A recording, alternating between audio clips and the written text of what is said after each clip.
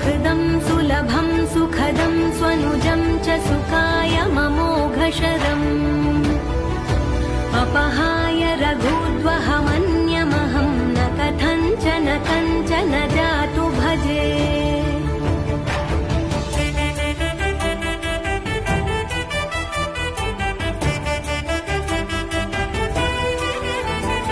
विना वेङ्कटेशं ननाथो ननाथः सदा वेङ्कटेशं स्मरामि स्मरामि। हरे वेङ्कटेश प्रसीद प्रसीद प्रियं वेङ्कटेश प्रयच्छ प्रयच्छ।